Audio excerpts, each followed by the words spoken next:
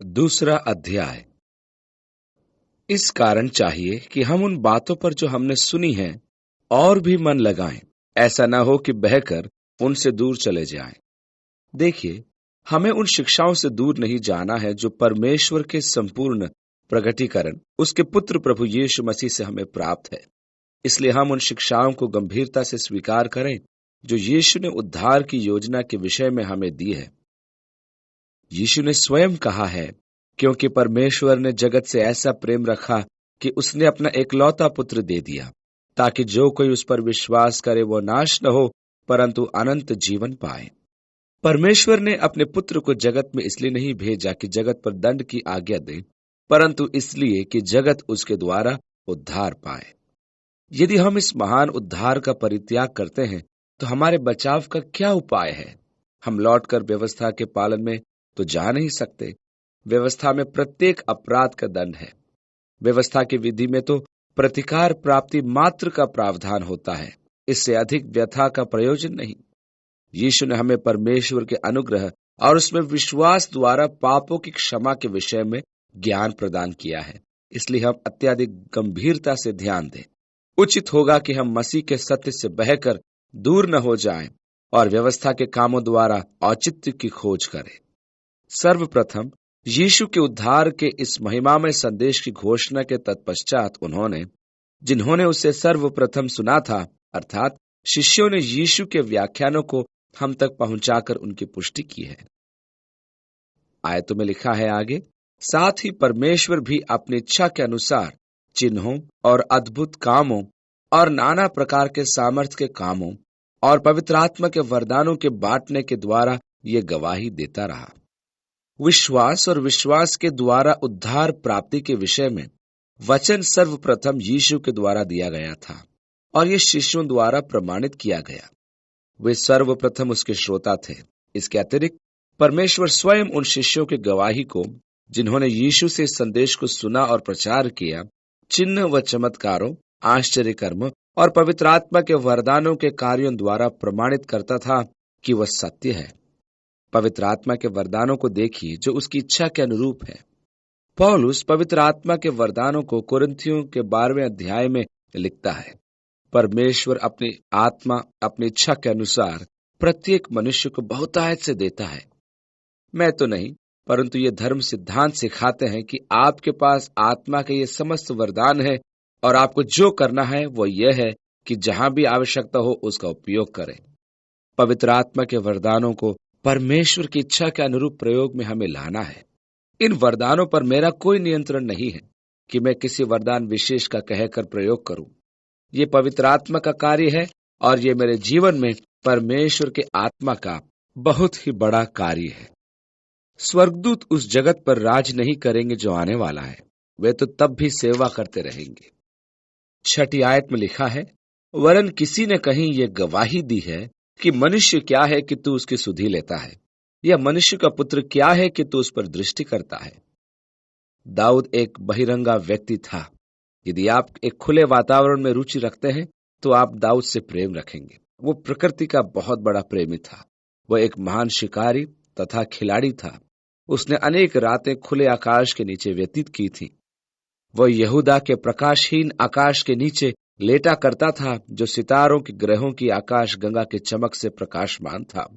वह अपने ऊपर वृहत आकाश को देखकर सोचता होगा कि इन सब की तुलना में वह कितना नगण्य है, जिसका वर्णन उसने भजन संहिता 8 में किया है। वहां लिखा है, जब मैं आकाश को जो तेरे हाथों का कार्य है और तारागण को जो तूने नियुक्त किए हैं देखता हूं, तो फिर मनुष्य क्या है कि तू उसका स्मरण रखे, आदमी क्या है कि तू उसकी सुधि ले। दाऊद कहता है, मनुष्य क्या है कि परमेश्वर उसके विषय में सोचे और चिंता भी करे। क्या आपने कभी पहाड़ों में या रेगिस्तानों के झरनों के किनारे रात में खुले आकाश के नीचे सोने का अनुभव प्राप्त किया है, जहां आप ऊपर आकाश गंगा और अरबों सितारों को देख पाए हैं और जो कुछ उसमें है उसके बारे में कभी आपने कुछ सोचा है? मैंने मेरे जीवन में कई बार ऐसा किया है और बहुत ही बढ़िया अनुभव मैंने प्राप्त किए हैं। मैंने आकाश मंडल और परमेश्वर के हाथों की कृति का अवलोकन किया है।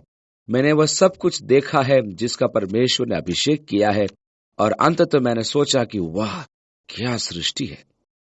यह पृथ्वी तो मात्र एक ही तिनके की भांति है जो सूर्य की परिक्रमा करती है और आकाश गंगा के एक कोने में अपनी धुरी पर घूमती रहती है। हमारा सूर्य भी आकाश गंगा के लाखों सितारों में से एक मात्र है। इसलिए मैं इस धरती पर धूल के छोटे से कण के समान हूं। इस संसार की तुलना में मैं एक नगण्य कण हूं। क्या आप रेगिस्तानी शिविर में कभी गए हैं? रात के अंधकार में जब आप अपनी शैया पर सो रहे होते हैं तो रेगिस्तान की विचित्र ध्वनि आपके कानों में टकराती है। संभवतः आप किसी सर्प की आवाज सुनेंगे। आपको ऐसा प्रतीत होगा कि हजारों मील तक आसपास कोई नहीं है। ऐसे में क्या कोई है जो परमेश्वर के बारे में चिंतन न करे? मुझे बहुत अच्छा लगता है।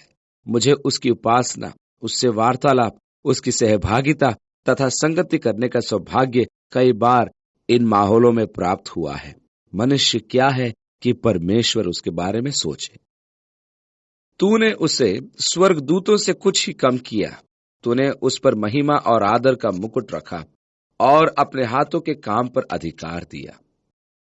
मनुष्य स्वर्गदूतों से कुछ ही कम है। स्वर्गदूत परमेश्वर की सेवा करने वाली आत्माएं हैं। वे शरीर रूप धारण कर सकते हैं, परंतु हमारी भांति वे उसमें बंधे नहीं रह सकते। उनका शरीर ऐसा बना हुआ है कि वे दीवारों के आर पार निकल जाते हैं। प्रभु यीशु मसीह का पुनरुत्थित शरीर भी इसी प्रकार का था। आपको याद होगा, जब शिष्य कक्ष में थे और दरवाजे बंद थे, परंतु यीशु ने उस कक्ष में प्रवेश किया और उन्हें दर्शन दिया। जब हमारा पुनरुत्थान होगा, हमारा भी ऐसा ही शरीर होगा। लिखा है, क्या ये सेवक आत्माएं नहीं जो उद्धार के उत्तराधिकारियों की सेवा टहल के लिए भेजी गई हैं? वे हमारे अस्तित्व से अभिज्ञ हैं और हम उनकी उपस्थिति से अनभिज्ञ हैं। वे विचरण करती हैं और समय समय पर आवश्यकता पड़ने पर हमारी सेवा भी करती हैं। स्वर्ग दूर नहीं है, स्वर्ग यही है, एक अन्य परमाणु रचना में। जब आप रेगिस्तान में आकाश के नीचे होते हैं और परमेश्वर के सिंहासन के बारे में आप सोचने लगते हैं, तो आपको लगता है परमेश्वर कहीं दूर जाकर बैठा होगा, और जब मैं प्रार्थना करता हूं तो मेरी प्रार्थना उस तक पहुंचेगी और फिर वो जवाब देगा, तो फिर मुझ तक पहुंचने में उसको बहुत समय लगेगा, कहीं देर न हो जाए, ऐसा कई बार हम सोचते हैं। लेकिन परमेश्वर के विषय में पौलुस प्रेरितों के काम के 17वें अध्याय के 28वीं आयत में कहता है, क्योंकि हम उसी में जीवित रहते और चलते फिरते और स्थिर रहते हैं, यानी कि वो हमारे चारों ओर है। हम उसकी उपस्थिति से प्राय अनभिज्ञ रहते हैं, क्योंकि हम उसे देख नहीं पाते, तथापि वह है और हम उसमें जीवित रहते हैं। हमारा अस्तित्व उसमें है और हम उसकी आत्मिकता से घिरे हुए रहते हैं। इस प्रकार हम देखते हैं कि परमेश्वर ने मनुष्य को स्वर्गदूतों से कुछ ही कम बनाया और उसे महिमा और आदर का मुकुट पहनाया और उसे अपने हाथों के काम पर अधिकारी ठहराया। जैसा कि उसने आदम से कहा, समुद्र की मछलियों तथा आकाश के पक्षियों और पृथ्वी पर रेंगने वाले सब कुछ उसके पांवों के नीचे कर दिए गए हैं।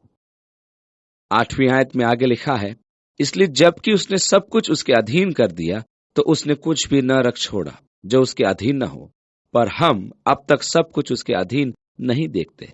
और 9वीं आयत में आगे, पर हम यीशु को, जो स्वर्गदूतों से कुछ ही कम किया गया था, मृत्यु का दुख उठाने के कारण महिमा और आदर का मुकुट पहने हुए देखते हैं, ताकि परमेश्वर के अनुग्रह से हर एक मनुष्य के लिए मृत्यु का स्वाद चखे।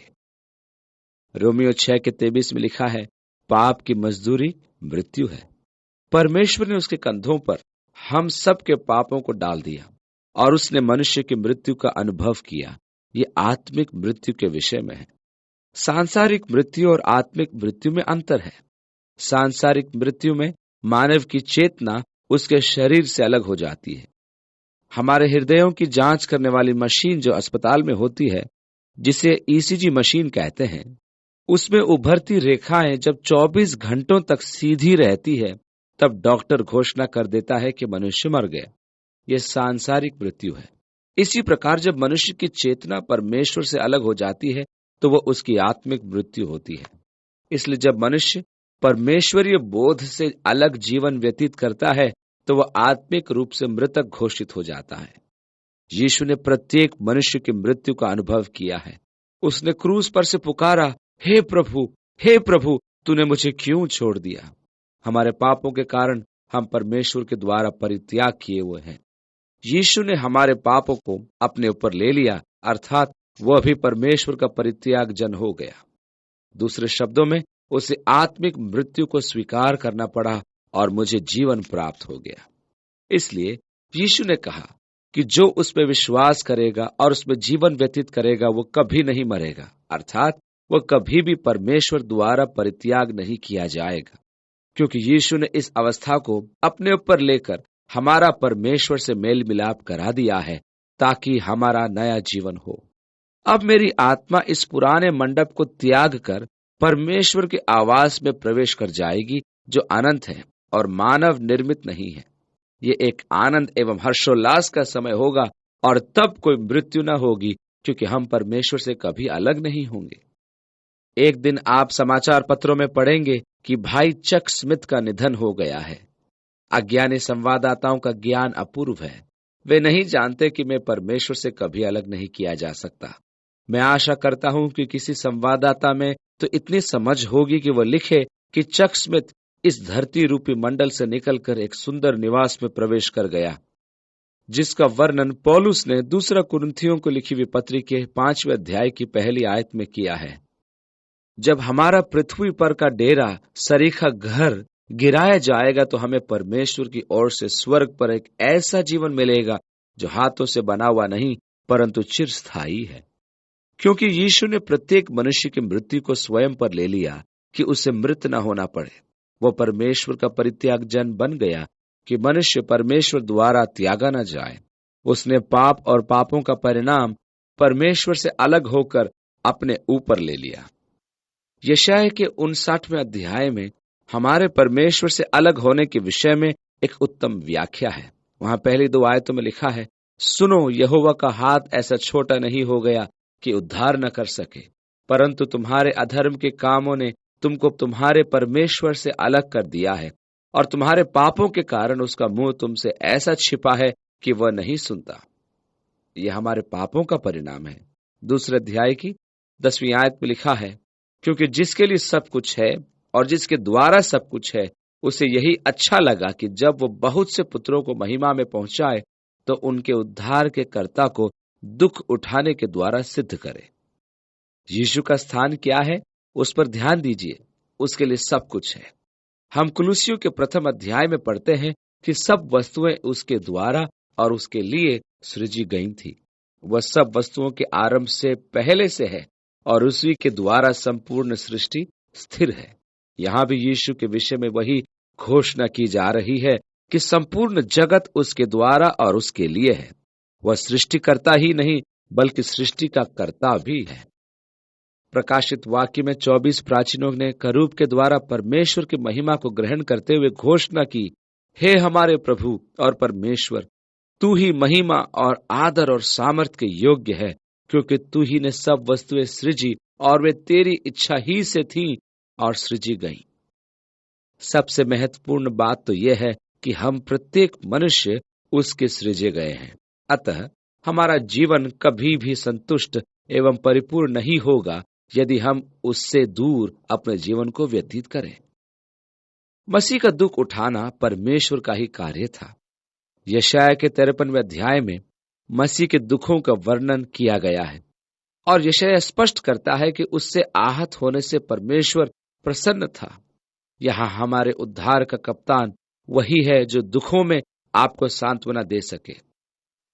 यदि उसने खुद दुख का अनुभव न किया हो तो वह आपकी सहायता नहीं कर सकता। अन्य शब्दों में, पीड़ा का आभास उसे ही होता है जो अपनी परिस्थितियों को भली भांति जानता हो। वही हमारी आवश्यकता तथा परेशानियों में हमारी सहायता करता है। अर्थात आगे लिखा है, हम आपस में मसीह यीशु के साथ एक किए जा चुके हैं। यही सहभागिता का वास्तविक अर्थ है। इसी कारण वह उन्हें भाई कहने से नहीं लजाता, परंतु हमें इसका बोध हो, यह आत्मज्ञान हो कि हम सब उसके साथ एक हैं, क्योंकि उसने हमारे स्थान पर दुख उठाया, मृत्यु को स्वीकार किया और हमें अब अपना भाई कहता है और घोषणा करता है कि मैं तेरा नाम अपने भाइयों को सुनाऊंगा, सभा के बीच में मैं तेरा भजन गाऊंगा और फिर यह कि मैं उस पर भरोसा रखूंगा। यीशु ने हम में से प्रत्येक के लिए परमेश्वर की उपस्थिति में प्रवेश करके परमेश्वर के राज्य का भाग बन जाने का मार्ग तैयार किया है, जिसे उसने अपनी मृत्यु के द्वारा तैयार किया। उसने हमारी मृत्यु को अपने ऊपर लेकर हमें पापों से धो दिया, और अब वो भाई बनकर तथा अपने साथ सह उत्तराधिकारी बनकर परमेश्वर के समक्ष प्रस्तुत करता है कि हम उसके साथ परमेश्वर के अनंत राज्य की महिमा के मार्ग पर हो जाएं। अतः दाऊद का कथन आश्चर्यजनक नहीं जब वह कहता है कि परमेश्वर की समस्त आशीषों के प्रतिकार में मैं उसको क्या दूं। वो तो मात्र इतना ही चाहता है कि हम उसे अपना हृदय व जीवन समर्पित कर दें। ये दान देने से कहीं अधिक ग्रहण योग्य है। वो मात्र इतना ही नहीं चाहता कि हम स्वयं उसको अर्पित करें, उसे अपने प्रेम की भेंट चढ़ाए और सांसारिक बातों से हटकर उसे अपना समय दें। वो हमारे साथ सहभागिता की इच्छा रखता है, परंतु हम उसे कई बार निराश कर देते हैं। 14वीं आयत में लिखा है, इसलिए जबकि लड़के मांस और लहू के भागी हैं, तो वह आप भी उनके समान उनका सहभागी हो गया, ताकि मृत्यु के द्वारा उसे, जिसे मृत्यु पर शक्ति मिली थी, अर्थात शैतान को निकम्मा कर दे। शरीर धारण करने में उसका एक ही उद्देश्य था कि वह हमारे लौकिक शरीर के बंधनों, सीमाओं और कष्टों का अनुभव करके हमारे पापों के लिए अपने रक्त को बहाए। और उसने ऐसा किया क्योंकि अपनी मृत्यु के द्वारा वह शैतान को, जिसे मृत्यु पर अधिकार था, पराजित करना चाहता था। इस प्रकार यीशु ने आदम और हव्वा को मृत्यु में प्रलोभित करने वाली शक्ति अर्थात शैतान को पराजित करके उसका अस्तित्व समाप्त कर दिया। अब पापों के कारण शैतान का हम पर अंकुश नहीं, क्योंकि मुझे मसीह यीशु के द्वारा औचित्य प्राप्त हो चुका है। यह शैतान का मुझ पर मृत्यु के निमित्त कोई अधिकार नहीं। यीशु ने मुझे परमेश्वर के समक्ष न्यायोचित बना दिया और शैतान के समस्त काले धंधों का अंत कर दिया है, क्योंकि वह तो स्वर्गदूतों को नहीं वरन इब्राहिम के वंश को संभालता है। आगे लिखा है, इस कारण उसको चाहिए था कि सब बातों में अपने भाइयों के समान बने, जिससे उन बातों में जो परमेश्वर से संबंध रखती हैं एक दयालु और विश्वास योग्य महायाजक बने, ताकि लोगों के पापों के लिए प्रायश्चित करे। क्योंकि जब उसने परीक्षा की दशा में दुख उठाया, तो वह उनकी भी सहायता कर सकता है जिनकी परीक्षा होती है। यीशु हमें समझ सकता है, क्योंकि वह मानवीय देह को धारण करके संसार में आया था। वह हमारे सदृश्य बन गया कि एक दयालु महायाजक हो और हम पर कृपा करे। वह हमारे जीवन के प्रत्येक कष्ट, परेशानी और व्यथाओं को समझता है। वह हमारी परीक्षाओं के समय हमारी सहायता करता है, क्योंकि उसे स्वयं इन बातों का अनुभव है। बाइबल में लिखा है कि परमेश्वर हमारी रचना को जानता है। वह जानता है कि हम मिट्टी के सिवा और कुछ नहीं है। वह इस तथ्य को समझने में सहायता भी करता है। कभी कभी हम गर्व में आकर स्वयं को एक महान संत समझने लगते हैं और हम सोचते हैं कि मैं सुपरमैन हूं, यह बहुत ही बड़ा और बहुत ही पवित्र आदमी बन गया हूं। परंतु बाइबल हमें चेतावनी देती है कि मनुष्य अपने खड़े होने पर ध्यान दे, अन्यथा वह गिर जाएगा। मेरे लिए खड़ा होना तब ही संभव है जब वह मुझे पकड़े रहे, क्योंकि जब तक वह मुझे थामे रहेगा मैं नहीं गिरूंगा। भजन संहिता के 8वें अध्याय की 3री आयत में लिखा है, जब मैं आकाश में जो तेरे हाथों का कार्य है देखता हूं। दाऊद अपने आप को परमेश्वर की सृष्टि में एक नगण्य धूल के समान गिनता है। मुझे गिरने का भय नहीं, क्योंकि जगत का सृष्टिकर्ता शाश्वत परमेश्वर मुझे थामे रहता है। वह मुझे एक शिशु की भांति प्रेम करता है। उसने मेरी मुक्ति के लिए अपने पुत्र को भेजा कि वह मेरे पापों को क्षमा करके मुझे अनंत राज्य का उत्तराधिकारी बनाए और हम उसके प्रेम, उसकी महानता की गहराई को अंतर्ग्रहण करें, जिसे उसने यीशु के द्वारा हमें वरदान दिया और सदैव देता रहेगा। जो हमारी आवश्यकताएं हैं उनकी पूर्ति केवल यीशु में होती है। आनंद से वह मुझे प्रतिरक्षित करके परमेश्वर के समक्ष मुझे निर्दोष प्रस्तुत करता है। इन समस्त उपकारों के बदले मैं उसे क्या दूं? मेरा मन भी दाऊद के समान यही सवाल पूछता है। केवल सहभागिता का कुछ समय, उसके महान उपकारों की तुलना में एक छोटी सी बात परमेश्वर हमसे चाहता है कि कुछ समय हम उसके सन्मुख बैठ जाएं और उसकी अद्भुत बातों पर ध्यान करें।